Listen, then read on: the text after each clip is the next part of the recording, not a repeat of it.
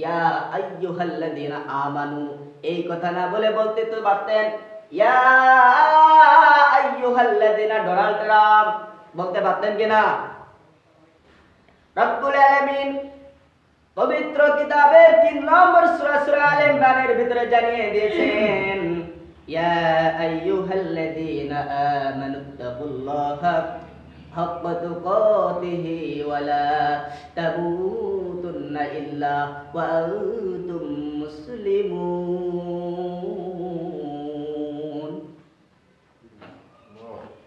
রব্বুল আলামিন পবিত্র কিতাবের ভিতরে জানিয়েছেন ইয়া আইয়ুহাল্লাযীনা আমানুত্তাকুল্লাহ, হে ঈমানদারগণ তোমরা আমাকে ভয় করো। এই কথা না বলে বলতে তো পারতেন ইয়া আইয়ুহাল্লাযীনা ডোনাল্ড ট্রাম্প, বলতে পারতেন কিনা? ইয়া আইয়ুহাল্লাযীনা ইয়া আইয়ুহান নাস, এই কথা বলতে পারতেন কিনা? বলতে পারতেন কিনা বলেন? পারতো। রব্বুল আলামিন মায়া করেছেন, দয়া করেছেন। রব্বুল আলামিন প্রত্যেকটা বান্দাদেরকে বলেন নাই, রব্বুল আলামিন সতর্ক করেছেন ওই সমস্ত ব্যক্তিদেরকে যারা রব্বুল আলামিনের পথে জীবন দিচ্ছে, যারা রব্বুল আলামিনকে বিশ্বাস করছে, যারা রব্বুল আলামিনের উপরে ঈমান আনছে, তাদেরকে বলছেন ইয়া আইয়ুহাল্লাযীনা আমানু, হে ঈমানদারগণ তোমরা ভয় করো।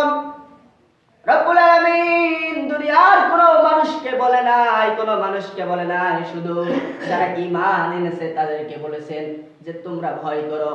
দুনিয়ার বুকে তো আজকাল শুধু মুসলিম জাতি যে দুনিয়ার বুকে আছে এমনটা না, পৃথিবীর বুকে হাজার হাজার মাখলুকাত আছে, হাজার হাজার জাতি আছে।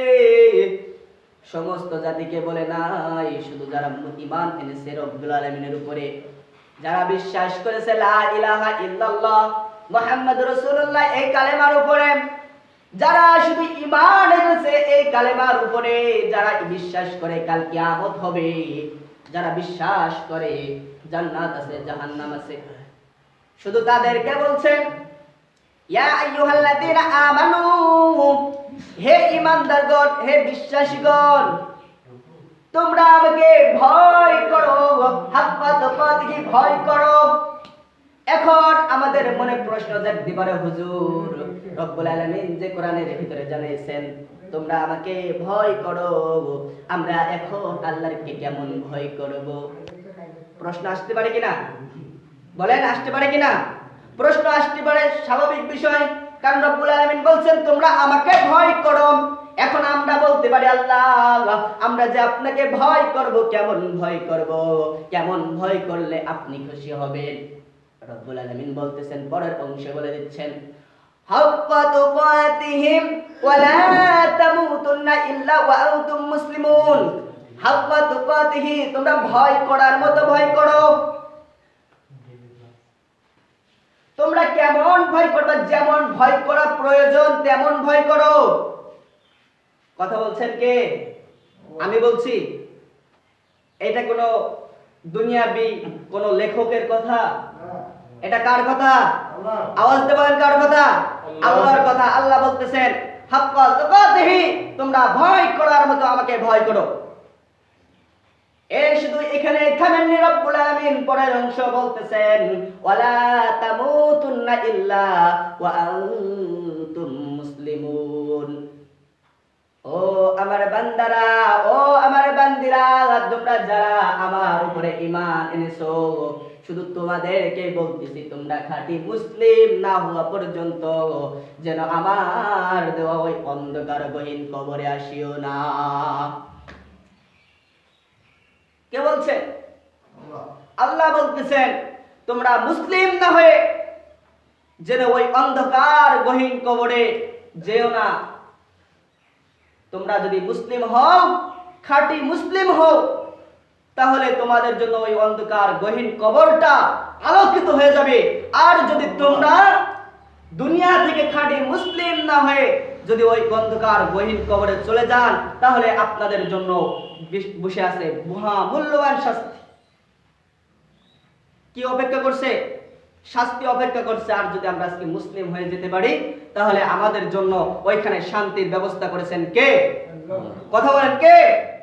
আল্লাহ পাক রব্বুল আলামিন আপনাকে আমার জন্য শান্তির ব্যবস্থা করে রাখছেন। আচ্ছা, আপনাদের কাছে আমার একটা প্রশ্ন, আপনারা যারা এখানে আছেন অবশ্য অনেকেই শিক্ষিত, সবাই প্রায় শিক্ষিত, আপনারা বলেন তো আমরা কি আল্লাহকে বিশ্বাস করি কিনা? আল্লাহ যে একক এটা আমরা মানি কিনা? এটা মানে কারা মানে? যারা বিশ্বাস করে তাদেরকে ঈমানদার বলা হয়েছে। আচ্ছা বলেন আমরা বিশ্বাস করি তাহলে আমরা কি? ঈমানদার। আর পরে ঈমানদারের কাজ কোনো বেঈমানের মতো হইতে পারে না, পারে না, কোনো বেঈমানের মতো হইতে পারে না। আজকে দেখেন দুনিয়ার মুখে তাকিয়ে দেখেন, ইরানের মুখে তাকিয়ে দেখেন, সেখানে যুদ্ধ হচ্ছে, কাফেররা মুশরিকরা তারা মিসাইলের পরে মিসাইল ছুড়ছে, বৃষ্টির মতো মিসাইল ছুড়ছে। ওইখানকার মুসলিমরা, ওইখানকার মানুষেরা, ওইখানের আমার আল্লাহর বান্দারা কত কষ্টে আছে। রাসূল করিম সাল্লাল্লাহু আলাইহি সাল্লাম আস্তে আস্তে একটা হাদিস পড়ছিলাম। রব্বুল আলামিনের দোস্ত মুহাম্মদ রাসূলুল্লাহ সাল্লাল্লাহু আলাইহি সাল্লামের হাবিব বর্ণনা করেছেন, বুখারী এবং মুসলিম শরীফের হাদিস। আস্তে আস্তে হাদিসটা আমি পড়ছিলাম, হাদিসটা পড়ে আমার চোখে অশ্রু চলে আসলো। ও মুসলমান, ও বাংলার মুসলমান, আর সময় নাই। তোমার গায়ে যদি এক অঙ্গে আঘাত লাগে, তোমার অন্য যেগুলো অঙ্গ আছে সবগুলো অঙ্গ ব্যথায় একাত্রত করে কিনা? আল্লাহর নবী মুহাম্মদ রাসূলুল্লাহ সাল্লাল্লাহু আলাইহি সাল্লাম বুখারী এবং মুসলিমের ভিতরে বর্ণনা করে দিয়েছেন, প্রত্যেকটা মুসলমান পুরুষ পারে এমন, যেমনটা হলো শরীরের এক অঙ্গে কেটে গেলে অন্য অঙ্গ যেরকম ব্যথায় কাতরত হয়, আমাদের মুসলিমদের ভিতরে এমনটা হওয়া উচিত। ইরানের মুসলমান, সৌদি আরবের মুসলমান, কাতারের মুসলমান, বাংলার মুসলমান, পাকিস্তানের মুসলমান, যত মুসলমান আছে সবাই এক কিনা? সবাই এক না? তাহলে ইরানের বুকে যে মুসলমানেরা আঘাত প্রাপ্ত হইতেছে, তাহলে আমাদের কলিজায় আঘাত লাগা দরকার ছিল কিনা? আজকে আছে কিনা? আমাদের কি সেটার ভিতরে কোনো মাথা ব্যথা আছে?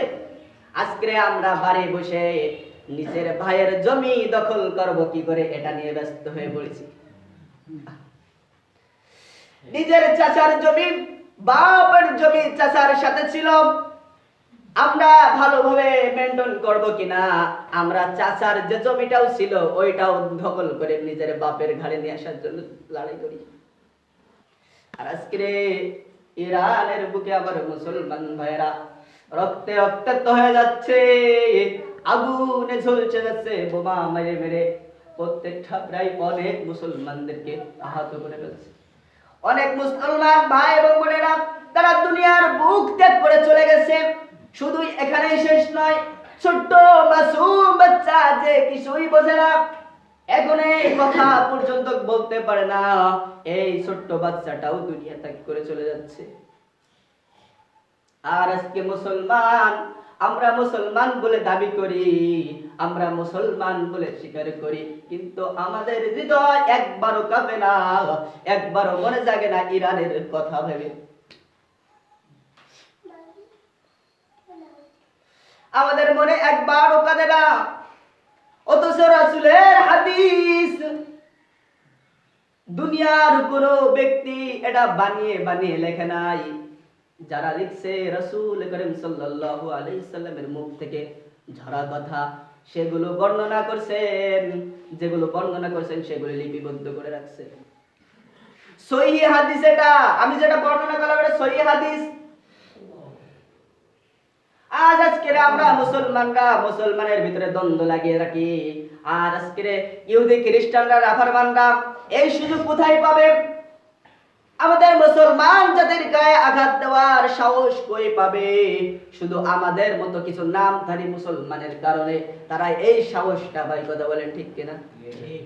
আমরা যদি সবাই এক থাকি, আমরা যদি সবাই হাত মিলে একটা হয়ে যাই, কোনো বাপের বেটার ক্ষমতা নাই আমাদের গায়ে একটা আঘাত করা, আমাদের গায়ে একটা মিসাইল ছড়ায়। এত বড় বাপের বেটা এই দুনিয়ায় আল্লাহ পাক রব্বুল আলামিন এখনো তৈরি করে দেয় নাই।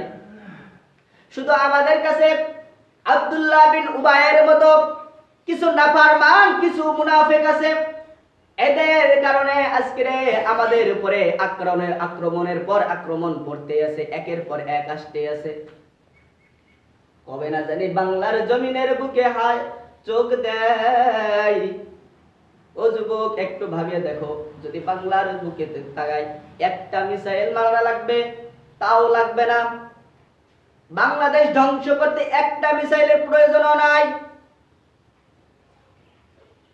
এখন থেকে সতর্ক হয়ে যাও, ইরানের মুখে তাকিয়ে সতর্ক হয়ে যাও। আজকে আমার এখানে বসে এই কথা বলার কোনো প্রয়োজন ছিল না, শুধু কথার প্রেক্ষাপটে আমার এই কথাটা উঠে আসছে। আর আসার পথে হাদিসটা বর্ণনা করে আমার হৃদয়টা যেন কাঁদো কাঁদো অবস্থা হয়ে গেছে, চোখ দিয়ে অঝরে পানি ঝরা শুরু হয়েছিল। আজকে ইরানের কথা যখন আমার মনে আসলো, আমার হাদিসের দিকে তাকিয়ে আমি ভাবলাম, আমি কে, আমি কোথায় আছি, আমি কেমন আছি। ইরানের জন্য আমি হয়তো জীবন দিতে পারবো না, ইরানে যে হয়তো আমি যুদ্ধ করতে পারবো না। আল্লাহর কাছে ফরিয়াদ করি, আল্লাহর কাছে দোয়া করি, ও আল্লাহ, ইরানবাসীকে, আমাদের মুসলমান ভাই এবং বোনদেরকে আপনি হেফাজত করুন। দোয়া করতে পারবো তো সবাই? আল্লাহর কাছে আমরা প্রতিনিয়ত দোয়া করব, আল্লাহ আপনি আমাদের প্রত্যেকটা মুসলমান জাতিকে, প্রত্যেকটা মুসলমান ভাইকে আপনি সুস্থ রাখুন, আর ইরানবাসীকে আপনি হেফাজত করুন। আল্লাহ পাক রব্বুল আলামিন শেষের অংশে আমি বলতেছিলাম, তোমরা খাঁটি মুসলমান না হয়ে যেন কবরে এসো না।